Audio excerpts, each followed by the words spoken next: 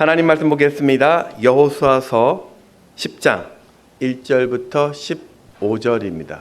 여호수아 10장 1절부터 15절입니다.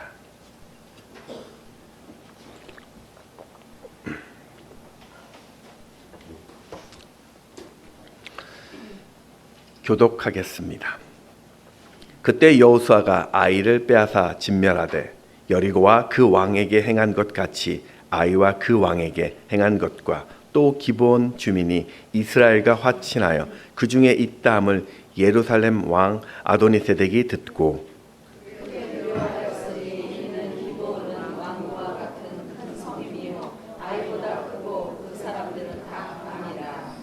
예루살렘 왕 아도니세덱이 헤브론 왕 호함과 야르뭇 왕 비람과 라기스 왕 야비아와 에글론 왕 드빌에게 보내어 이르되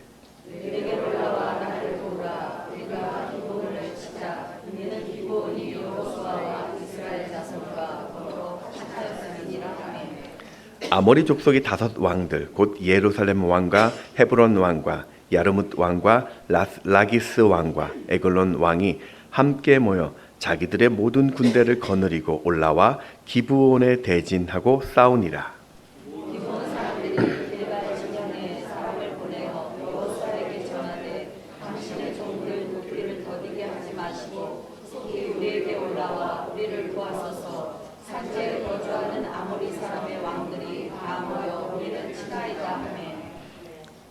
여호수아가 모든 군사와 용사와 더불어 길갈에서 올라가니라.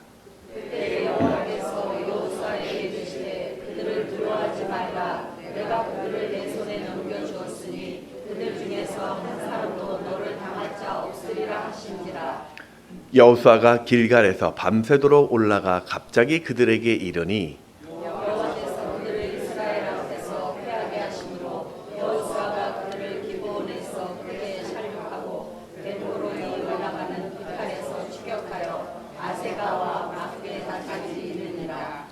그들이 이스라엘 앞에서 도망하여 벳호론의 비탈에서 내려갈 때 여호와께서 하늘에서 큰 우박덩이를 아세가에 이르기까지 내리심에 그들이 죽었으니 이스라엘 자손의 칼에 죽은 자보다 우박에 죽은 자가 더 많았더라.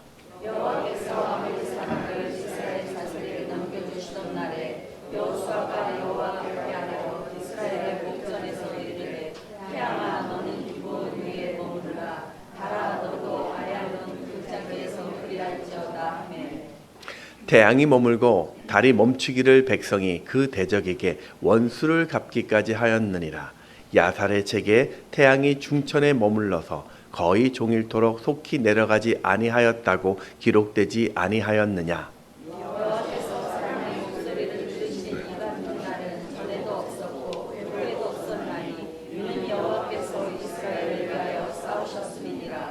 함께 읽겠습니다. 여호수아가 온 이스라엘과 더불어 길갈 진영으로 돌아왔더라. 아멘.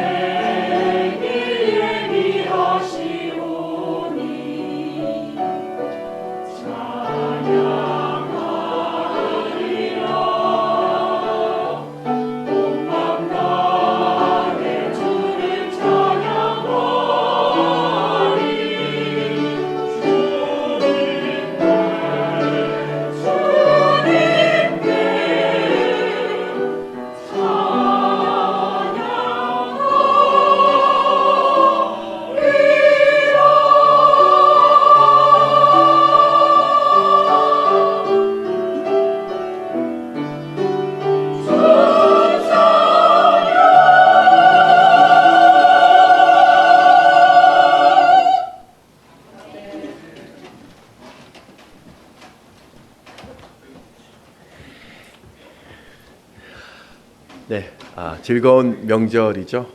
그래서 좀 이번 명절 연휴가 길다 보니까 또 출타를 많이 한 것 같습니다.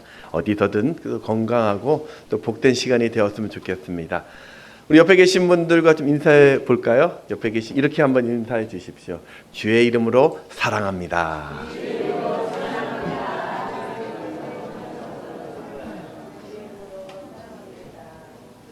네.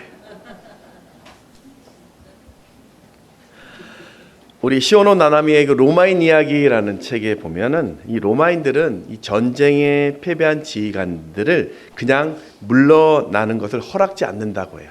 그 사람을 다시 지휘관으로 또 그 자리에 세운다라고 합니다. 당시 그 전쟁의 지휘관들은 자신이 잘못이나 무능으로 병사들이 사지로 몰아넣는 것을 인생의 큰 수치로 여겼다고 합니다.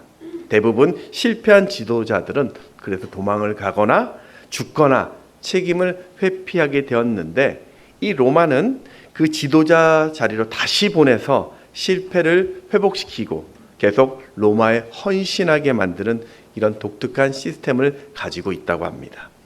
실제 기원전 216년에 칸타의 전투 때 대패했던 집정관 바로에게도 이 로마 원로원은 공화국을 포기해 주지 않아서 감사하다면서 계속 공직을 맡겼다고 합니다. 인생에 예기치 못한 풍랑을 만날 때 누구든지 거센 이 풍랑 앞에서 불가능하다라고 또 포기하는 그런 사람이 있는가 하면 또 어떤 사람은 그 문제의 파도 타기 하듯이 거센 그 풍랑을 이용해서 더 빨리 인생의 목표를 향해 나가는 사람들도 있습니다. 여러분은 어떻습니까? 이 문제의 파도 앞에서 주저앉아 계십니까? 아니면 그 파도 위에 올라타 멋지게 달려가고 계십니까? 중요한 것은 하나님의 뜻이라면 그것이 아무리 좀 어렵고 불가능해 보여도 절대 불가능이 없다라는 것이죠. 그래서 인생이라는 것은 누구든지 무엇이든지 도전해 볼 만한 그런 가치가 있는 것입니다. 지난주 살펴보았던 것처럼 최근 이 여호수아는 두 가지 인생의 큰 실수를 범했습니다. 그 하나는 이 자만심으로 아이성 전투 때 실패와 또 하나는 기브온 족속에게 속아서 맺어서는 안 되는 화친 조약을 맺습니다. 바로 이 실수 때문에 가나안 정복에 큰 차질이 생겼습니다. 그런데 오늘 본문은 화친을 맺었던 기브온 사람들이 급하게 달려와 도움을 요청하고 있습니다. 우리 6절 말씀을 같이 한번 읽어볼까요? 시작.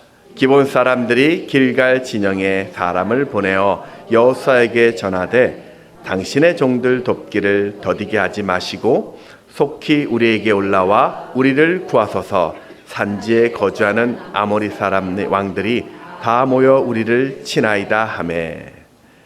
여호수아가 아이성을 점령하고 또 기브온 사람들이 이스라엘 편에 섰다라는 소식을 듣자 그 주변에 있었던 가나안 족속의 5 왕들이 연합을 해서 이 기브온을 치려고 하고 있습니다. 읽지는 않았지만 2절에 보면 이 기브온은 왕도와 같은 큰 성이다라고 말하고 있습니다.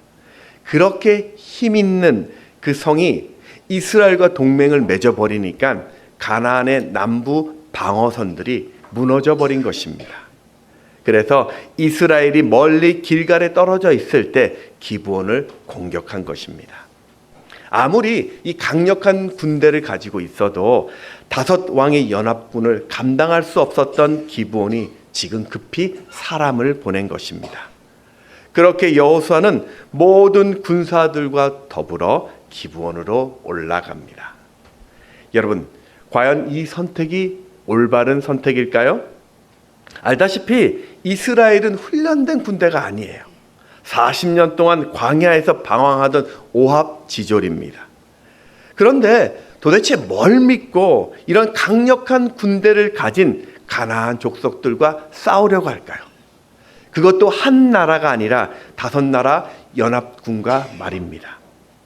이건 불가능한 전쟁입니다. 하지만 그 불가능을 여호수아는 뛰어넘습니다. 저는 오늘 이 여호수아가 어떻게 이런 불가능한 일에 도전할 수 있었을까 세 가지로 그 방법들을 찾아보려고 합니다. 첫 번째, 불가능에 도전하려면 승리의 말씀을 들어야 합니다. 누가 봐도 이길 가망성이 없었는데 왜 여호수아는 다른 결론을 내고 있을까요? 그 답은 승리의 음성을 들었기 때문입니다. 우리 8절 말씀을 같이 보겠습니다. 시작. 그때 여호와께서 여호수아에게 이르시되 그들을 두려워하지 말라. 내가 그들을 내 손에 넘겨 주었으니 그들 중에서 한 사람도 너를 당할 자 없으리라 하신지라. 아멘. 손에 넘겼다라는 이 뜻이 원어적으로 보면 이미 너에게 승리를 주었다, 확정되었다라는 뜻입니다. 그러니 너는 가서 그 승리를 주어라 라는 뜻입니다. 여호수아가 지도자가 되었을 때부터 하나님은 언제나 그에게 이기는 승리의 말씀을 주셨습니다. 여호수아 1장 7절에 보면 오직 강하고 극히 담대하여 나의 종 모세가 내게 명령한 그 율법을 다 지켜 행하고 우로나 좌로나 치우치지 말라. 그리하면 어디로 가든지 형통하리니. 건널 수 없는 요단강 앞에서도 언약궤를 맨 제사장을 앞세우라는 하나님의 말씀을 듣습니다. 3장 6절 말씀 같이 또 읽어볼까요? 시작. 여호수아가 또 제사장들에게 말하여 이르되 언약궤를 메고 백성에 앞서 건너라 하매 곧 언약궤를 메고 백성에 앞서 나아가니라. 불가능한 여리고성을 무너뜨릴 때도 하나님의 이기게 하신다는 음성을 들었습니다. 6장 2절에 보면 여호와께서 여호수아에게 이르시되 보라, 내가 여리고와 그 왕과 내 용사들을 내 손에 넘겨 주었으니. 그럼 아이성의 전투 때를 볼까요? 8장 1절 말씀 같이 읽습니다. 시작. 여호와께서 여호수아에게 이르시되 두려워하지 말라, 놀라지 말라, 군사를 다 거느리고 일어나 아이로 올라가라. 보라, 내가 아이 왕과 그의 백성과 그의 성과 그의 땅을 다 내 손에 넘겨 주었으니. 광야의 40년 동안 여호수아가 깨달은 하늘의 비밀은 내 생각대로 하면 문제가 생기는데 하나님의 말씀대로 하면 문제가 해결되더라는 것이죠. 아이성의 실패, 기브온과 화친도 결국은 하나님의 말씀을 듣지 못했기 때문에 벌어진 실패였습니다. 사랑하는 여러분, 실패의 생각을 품는 자는 결국 실패의 인생을 살 수밖에 없고 승리의 생각을 품는 자는 승리의 인생을 살게 됩니다. 그러니 내 삶의 실패를 채우지 마시고 승리가 되시는 말씀을 채우십시오. 히브리서 4장 12절에 보면 하나님의 말씀은 살아있고 활력이 있어 좌우에 날선 어떤 검보다도 예리하여 혼과 영과 및 관절과 골수를 찔러 쪼개기까지 하며 또 마음의 생각과 뜻을 판단하나니. 하나님의 말씀에는 이렇게 권세가 있습니다. 능력이 있고 영적인 전쟁에서 승리를 가져다주고 무기력한 인생의 활기를 줄 뿐만 아니라 우리의 삶을 회복시키며 올바른 길로 지도합니다. 1866년 그 미국의 상선 제너럴 셔머너가 대동강으로 진입합니다. 당시 조선은 이 쇄국 정책으로 배는 대동강 하류에서 거부되었고 그 안에 탔던 사람들은 다 몰살당합니다. 이 배 안에는 27살의 토마스라고는 영국의 젊은 선교사도 타고 있었습니다. 그도 대동강가로 끌려가 참수를 당합니다. 그때 죽기 전에 그는 그 주변에 있었던 사람들에게 여러 권의 성경을 나눠주고 결국 죽음을 또 순교를 하게 됩니다. 그때 토마스 선교사를 죽은 이 박충권이라는 사람이 그에게 성경 한 권을 받습니다. 그는 이 성경을 읽고 예수를 믿게 되었고 평양 최초로 널다리 교회를 그가 세웠고 평생 복음을 전하는 자가 됩니다.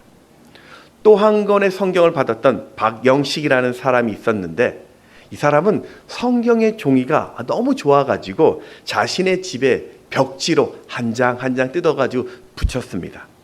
어느 날 그 성경을 무심코 읽다가 그도 예수를 믿게 됩니다. 이 사람은 이후에 이 집이 널다리 교회 예배 처소가 되었고, 바로 이 널다리 교회가 1907년 평양 대부흥 운동이 일어났던 장대현 교회가 됩니다. 또 토마스 선교사로부터 3권의 성경을 받았던 최치량이라는 사람이 있었는데, 바로 이 사람도 성경을 읽다가 그 장대현 교회 장로가 됩니다. 젊은 선교사의 순교로 전해졌던 몇 권의 성경이 이렇게 한국 기독교 역사를 만들어냈습니다. 여러분, 오늘 어떤 불가능이 나를 가로막고 있습니까? 그렇게 오래 교회를 다녔는데, 신앙을 가졌는데도 나를 두렵게 하는 것이 무엇입니까? 로마서 8장 28절 말씀 같이 읽어볼까요? 시작. 우리가 알거니와 하나님을 사랑하는 자 곧 그의 뜻대로 부르심을 입은 자들에게는 모든 것이 합력하여 선을 이루느니라. 아멘.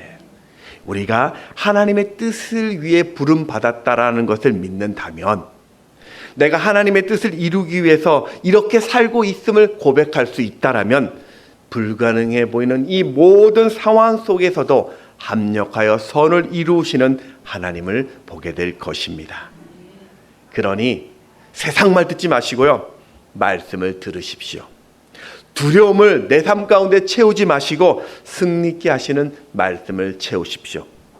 오늘 그 말씀이 바로 여러분의 그 불가능을 뛰어넘게 하실 것입니다. 두 번째, 불가능에 도전하려면 믿음의 행동을 해야 합니다. 여호수아는 이 승리의 말씀만 들었던 것이 아니라 듣자마자 곧바로 기브온 족속을 구하기 위해 출발을 합니다. 이게 얼마나 위험했냐면, 길갈에서 기브온까지 대략 한 40km 떨어진 꽤 먼 거리였습니다. 그리고 그것은 해발 1800m 위에 있었던 산악 지역이었습니다. 바로 그 지역을 밤새도록 올라간 것이죠. 그 10장 9절에 보면 여호수아가 길갈에서 밤새도록 올라가 갑자기 그들에게 이르니, 이렇게 올라간 것이 끝이 아니라 지친 그 몸으로 바로 5나라의 적들과 전쟁을 해야 했습니다. 더구나 이 싸움은 명분도 약했어요. 여호수아와 지도자들의 실수로 맺어진 언약이었기 때문에 사실 하지 않아도 될 전쟁에 지금 자신들의 목숨을 걸어야 했습니다. 그러니 남들 전쟁에 끼어들지 말자고 하는 그런 사람들 말도 있었을 것입니다. 기브온은 하나님이 진멸하라고 했으니까 그냥 모른 척 하자라고 말하는 사람도 있었을 것입니다. 우리는 하나님의 맹세로 기브온을 죽일 수 없었는데 저렇게 다른 적들이 제거해 주니 이것도 좋은 방법이라고, 침묵하자라고 말하는 사람도 있었을 거예요. 그런데 여호수아는 지체하지 않습니다. 왜 그랬을까요? 바로 전능하신 하나님을 믿었기 때문입니다. 윌리엄 풀영의 오두막이라는 책에 보면은 어떤 인생의 여러 가지 문제로 두려움에 빠졌던 이 마크라는 한 사람이 주님 앞에 질문을 던집니다. 기도로 질문을 던지는 거예요. 주님, 왜 제 인생에는 이렇게 많은 두려움이 있습니까? 그러자 예수님의 그 응답이 너는 나를 믿지 않기 때문이야 였다고 합니다. 이 책은 인생의 두려움을 이기려면 반드시 2가지를 믿어야 하는데, 하나는 하나님이 선하시다라는 것과 또 하나는 그 하나님이 나를 사랑하신다라는 것이죠. 하나님은 선하시고 나를 사랑하신다. 우리가 이 2가지를 믿고 믿음의 행동을 하면 바로 놀라운 일이 생긴다는 거죠. 요단강이 갈라지는 기적, 여호수아가 나를 사랑하시는 하나님이 언약궤를 메고 발을 담그라고 된다는 그 말씀을 믿고 발을 담그니 그 강이 갈라집니다. 여리고성의 기적, 나를 사랑하시는 하나님이 이 성을 무너뜨릴 것이라는 그 말씀을 믿고 순종의 발을 내딛었더니 그 성령의 역사가 일어났습니다. 베드로가 그물이 찢어지도록 그 많은 물고기를 잡는 그 기적도 물고기가 모이는 곳에 그물을 던진 것이 아니라 나의 소원을 들어주시는 주님의 말씀에 의지해서 믿음으로 그물을 던졌더니 역사가 일어났습니다. 노아의 방주여, 부슬부슬 비가 오고 천둥 번개가 치는 조짐이 보이고 나서야 방주를 만든 것이 아니라 나를 구원하시는 그 말씀을 믿고 방주를 만들었더니 궁창이 갈라지고 홍수가 났습니다. 오늘 본문에 나왔던 이 믿음의 행동에 대해서 그럼 어떤 역사들이 일어났을까요? 하나님은 적군들에게 우박을 내리는데 우박에 맞아 죽은 자가 이스라엘 칼에 죽은 자들보다 더 많았다고 합니다. 우리 11절 말씀을 같이 한번 읽어보겠습니다. 시작. 그들이 이스라엘 앞에서 도망하여 벳호론의 비탈에서 내려갈 때에 여호와께서 하늘에서 큰 우박덩이를 아세가에 이르기까지 내리심에 그들이 죽었으니 이스라엘 자손의 칼에 죽은 자보다 우박에 죽은 자가 더 많았더라. 아멘. 이렇게 가나안 연합군을 한 방에 일망타진하니까 사실 이들과 각각의 전쟁을 벌여야 하는 이스라엘 입장에서는 번거로움과 시간을 줄이게 됩니다.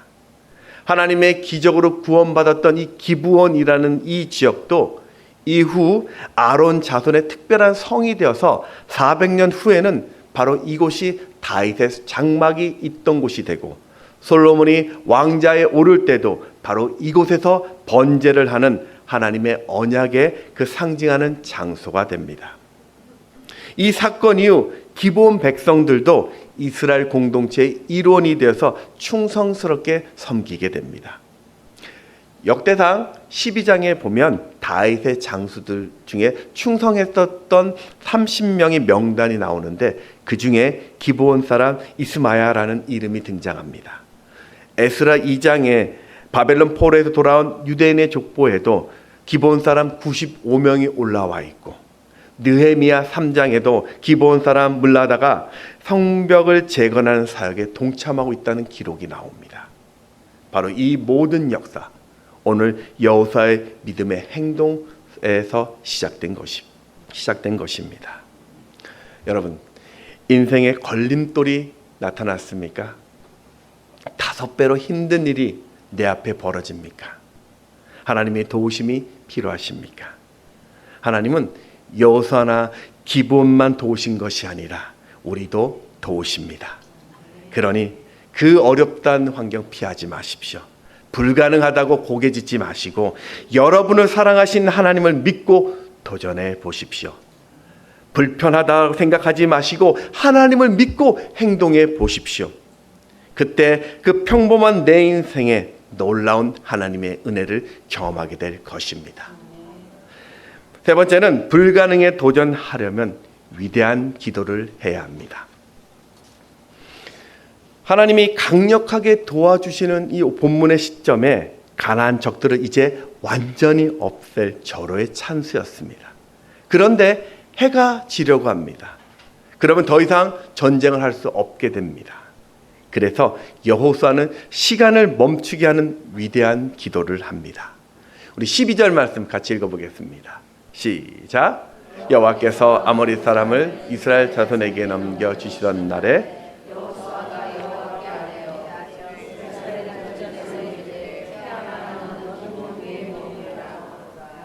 가라 너도 알량 골짜기에서 그리할지어다 하멘.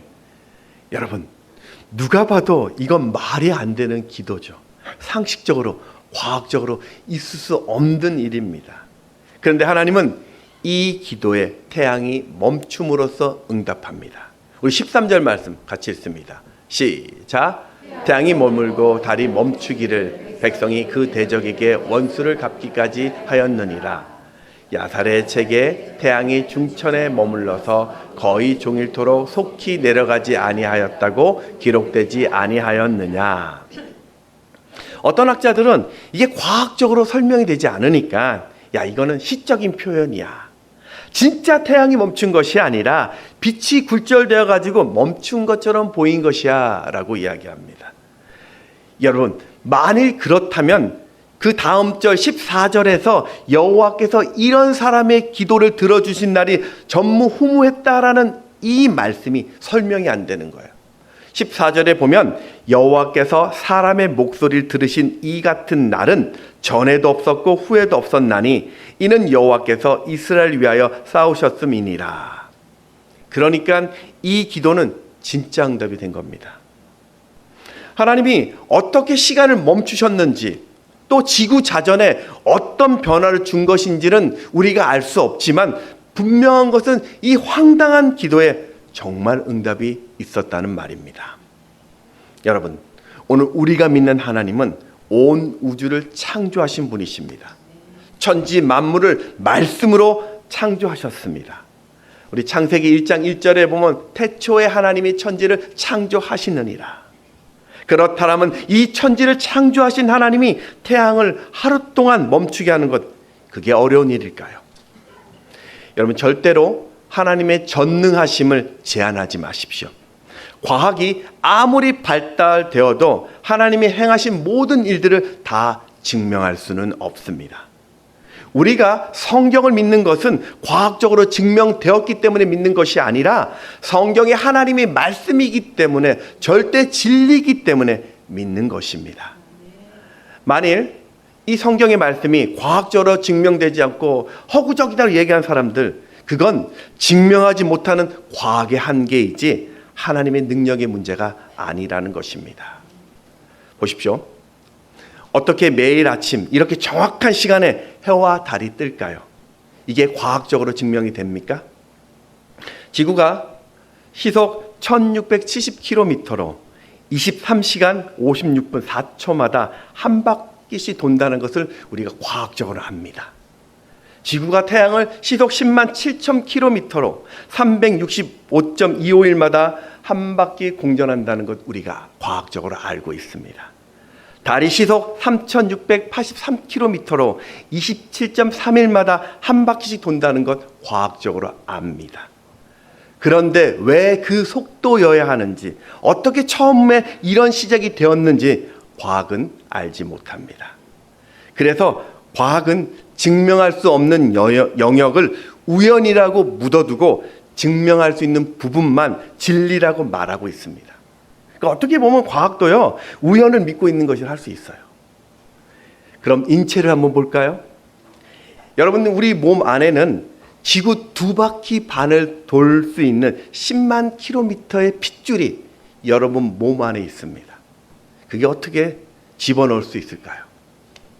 심장이 하루에 10만 번 정도 뛰면서 그 긴 혈관에 혈액을 보내는데, 우리 혈액이 심장에서 심장으로 한 바퀴 도는데 걸리는 시간이 대략 한 1분 정도 됩니다.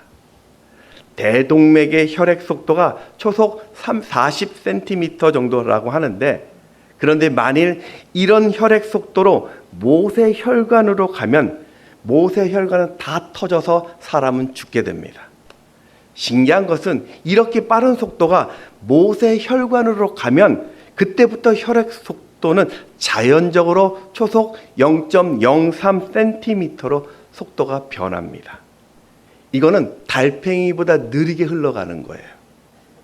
그렇게 느린 흐름 때문에 모세혈관이 버텨낼 수 있고, 그런 흐름 때문에 몸에 산소와 영양분을 공급해주고 쌓인 노폐물을 교환할 수 있습니다. 왜 이렇게 만들었는지 과학적으로 설명이 될까요? 되지 않습니다.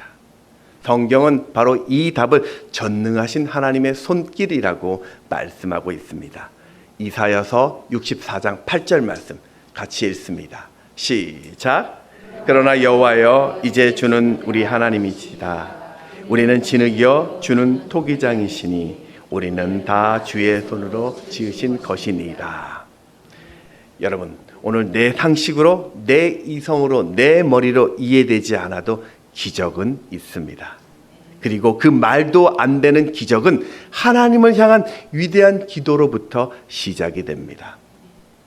그럼 위대한 기도가 뭘까요? 무엇이 위대한 기도일까요? 뭔가 거창하고 세상을 뒤집는 그런 웅장한 기도를 말하는 것이 아니라, 크던 작던 그것이 하나님을 위한 것이고 하나님이 원하시는 기도라면 여러분, 그 기도는 위대한 기도입니다. 내가 건강했으면 좋겠다라는 기도는 나를 위한 기도입니다. 그런데 내가 하나님께 쓰임받기 위해서 하나님이 나에게 원하는 이 사명을 꼭 감당하기 위해서 내게 건강을 달라고 하는 기도는 하나님이 기뻐하시는 위대한 기도입니다. 그렇게 기도하면 내게 처한 그 어떤 상황 속에서도 문제가 되지 않습니다. 왜냐하면 하나님이 들으시고 아시기 때문입니다. 오늘 이 전쟁도 여호수아가 원한 전쟁이 아니었습니다. 하나님이 약속해 주신 전쟁이었습니다.